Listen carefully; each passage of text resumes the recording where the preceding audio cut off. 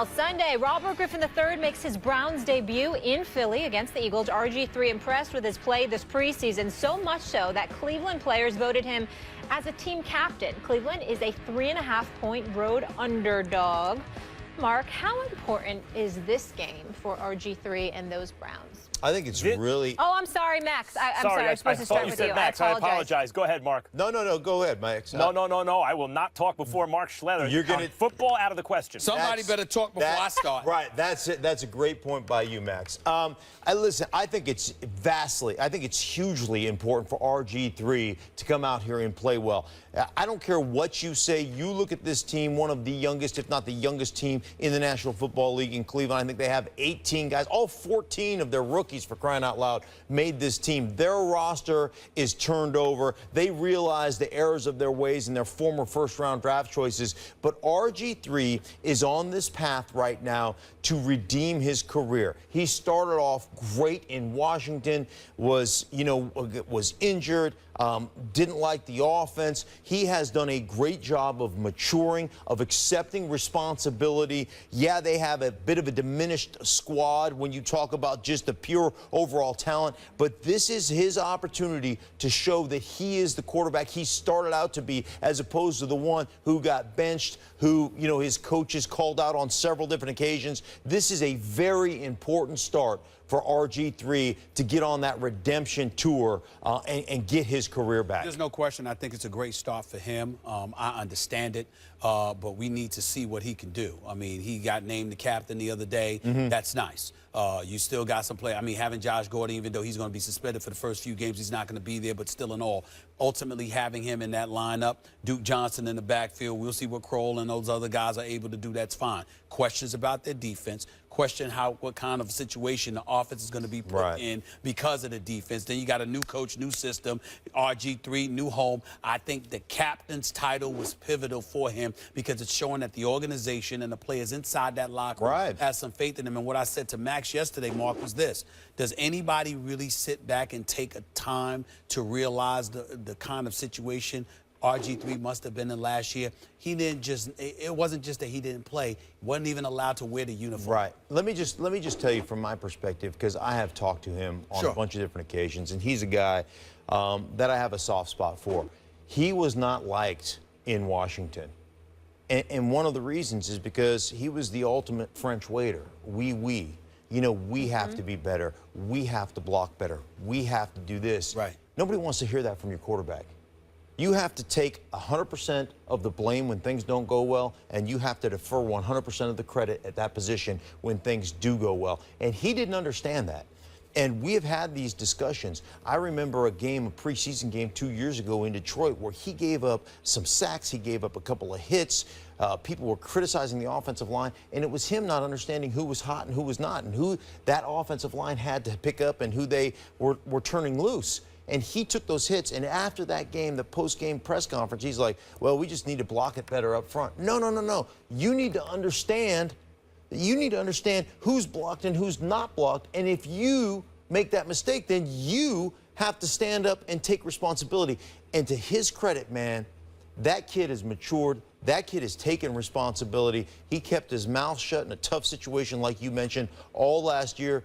I, for one, am rooting for RG3 to resurrect his career and play well. But you know what, and I'm going to let Max get in here, it shouldn't be that difficult week one. And what I mean by that is the Eagles, there's a lot of question marks. Now, the defense, I think, is going to show up and it's going to be exponentially better simply because last year Chip Kelly put him in an untenable situation because of how he ran his offense and wasn't giving the defense any breaks, just threw him to the wolves, time of possession, all of that stuff. The flip side to it is that even though the defense is going to be better, offensively, with the #2 overall pick out of North Dakota State, Division I AA, his first career start, RG3 needs to show up because that offense shouldn't be able to do but so much against Cleveland. And by the way, and Max, I'll let you jump in here.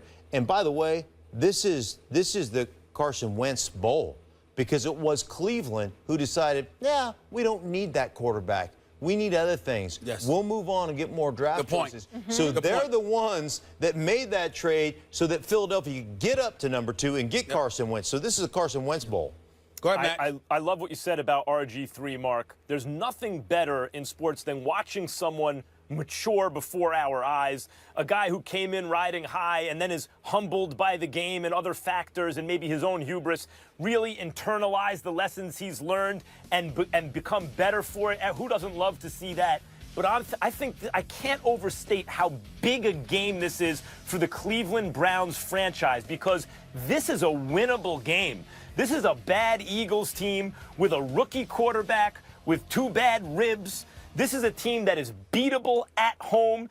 If the Cleveland Browns, without Josh Gordon, because once Josh Gordon gets back, I expect to see real things from RG3. But even without Josh Gordon, with Barnage and these guys, if they can go on the road and steal a win week 1, this is a team that plenty of people are saying is going to go winless this year. Do you understand what the Cleveland Browns franchise means to that area? I mean, they lost their franchise. Art Modell takes them to Baltimore. They lose the franchise, and out of a grassroots movement. This wasn't like orchestrated in some corporate way, astroturfed or something. This was a grassroots movement where the dog pound and these guys got together and demanded that they bring the Cleveland Browns back. And they didn't win, like they lost the franchise, but they were so adamant, so persistent, their passion was so obvious that the league awards them a franchise, an expansion franchise, and they got to keep the history of the franchise. You know, Jim Brown and them, they're not Ravens, they're Browns. It's really, for all intents and purposes, the same franchise.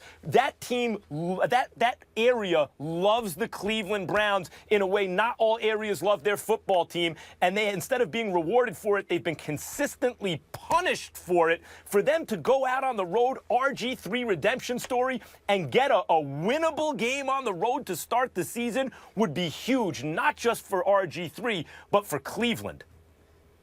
Yeah, I'm 100% with you. It'd be huge for Cleveland, and I think they have the right guy in place. I think they have the right guy in Hugh Jackson in place, and we know that they have just obliterated. They have been horrible when it comes to first-round draft choices. Well, they've purged all those guys. They've gotten rid of those guys. They're going in a new direction.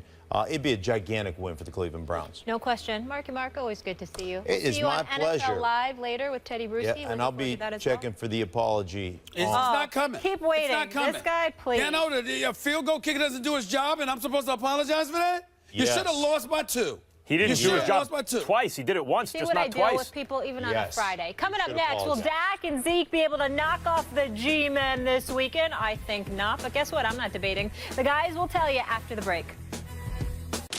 Guess what, people? It doesn't get much better than this. The New York Football Giants and Dallas Cowboys squaring off in Jerry's world. The Giants open up their wallet, spending over $200 million trying to beef up their defense. On the other side, Dak Prescott and Ezekiel Elliott are poised to become the franchise's first Week 1 rookie quarterback running back combo in the starting lineup since, listen to this, Roger Staubach and Calvin Hill in '69. Oh, Max. What do you expect from Dak against your Giants on Sunday? Dak's going to get some things done, and so will the Cowboys, but ultimately it won't be enough. Look, this Giants team is better than given credit for, not just because I'm a Giants fan. It's not like I'm picking them to win the Super Bowl, but they were 6-10 last year and had a bunch of losses with 75 seconds to go, which is uncharacteristic of that team. That team generally plays very well in the fourth quarter, especially Eli Manning, and a lot of the reason they were having problems seemed to be clock management, maybe one of the reasons Tom Coughlin lost his job. I expect Eli Manning in the same offense now another year to be better. No more Reuben Randall. Shepard should be a much better route runner. They really improved the defensive line and the corners. They're actually really good on the defensive line and good in the secondary, at least with their corners, maybe even elite with the corners, and let's see how Eli Apple plays, but they're soft at linebacker and they're soft at safety. So the middle of the field with Jason Witten, he should have a big day. Dak Prescott, a rookie quarterback playing behind, who's shown some stuff in the preseason, playing behind maybe the best offensive line in football. I'd say they are. A really good running game, you would presume, with Ezekiel Elliott. He's going to get some things done with Jason Witten. Ultimately, I do not think it will be enough to beat the Giants. I think it will. And I'm reluctant to say that because I don't want my sister Linda beating up on me. Actually, I'm not fearful about y'all as Giants fans. I have a few Giants fans in my home, mainly my sister Linda, my oldest sister. Get him, Linda. And I am worried about her. I always liked Linda more than you. Linda will beat me down. You like everybody more than me, but that's a story for another day. Here's the deal. Not true. In the end, we think about Damon Harrison. You know he can defend against the run. You think about Olivia Vernon. You think about this Janoris Jenkins. We think about the $200 million they spent on the defensive side of the ball. I'm not sure about the Giants' offensive line. I'm not sure about their running game. Actually, I'm pretty sure about their running game. If this game was in East Rutherford, New Jersey, I would be more confident. And I know Eli has a history of beating Dallas in Dallas. I know. I don't underestimate that.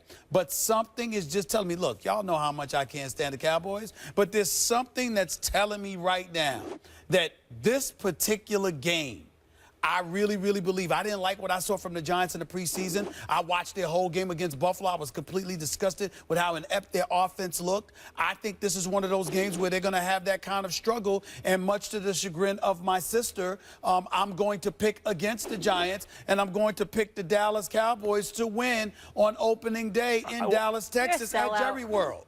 When you talk about the offensive line for the Giants, look, it's been an issue in recent years. When they had their great success in their couple of Super Bowls a couple of years back in that 4-year span, the offensive line was a real strength of the team. And it's not like there was some superstar left tackle that they drafted high. They just played. They were all a bunch of like B pluses and better and played really well together as a unit. That has not been the case. It's been the opposite in recent years. They've had a real problem at left tackle, especially. I think Flowers may have been the most talented guy in the draft last year, but it really is a skills position, particularly left tackle. He's only 22. He has a ways to go. He got blown up bad in the preseason. He wasn't any good last year. That's going to take some time. It's one of the reasons, though, that you like the Giants' offense, where Eli's just getting rid of the ball really quickly. It's one of the reasons that Shepard, a guy who can run much better routes, obviously, than a guy like Randall, is going to be really good for the team. And when you look at how they're going to be able to block in the middle, pretty good. I mean, they spent second-round picks, Pugh and Richburg and these guys, and they're pretty good. They remind me of the kind of offensive linemen that the Giants had when they had success. Well, listen, you could say that, and we certainly can't deny that. I mean, when you look at Justin Pugh to move from right tackle to left tackle, that worked out for them. I got to give them credit for that. This kid, Richburg, moved from left tackle to center. I got to give them credit for that. They seem to be doing a good job, but we don't see a running game, materializing from it. So if you don't have the running game, I'm looking at this kid, Sterling Shepard, out of Oklahoma. I like him. But at the same time, you're a rookie. What am I anticipating? What am I expecting you to do? Ruben Randall, thank God he was gone because he was running wrong routes, dropping passes. But in the end, it comes down to the same old Giants. Their defense is not stout. It's a bit suspect, and offensively, it's all about Eli in the passing game because of no running game to speak of. And I don't think you win a game like that against Dallas. I know we got to go, so I'm going to leave it go. Not to put too much on Shepard, who people felt was a steal when the Giants got him. But if he can produce, all of a sudden, the way they treat Odell Beckham Jr., which is to give every bit of resource on the defense to cover him, to bracket him, do it. All of a sudden, that goes away a little bit, and then look out. A lot does, unfortunately, ride for the Giants on a rookie, slot receiver. I got it. You know who I'm rolling with in this conversation? The very wise Max Kellerman. We'll talk on Monday. It was a year to forget for Andrew Luck in the Colts. Will they bounce back and make the playoffs this year? The guys will debate that one after the break.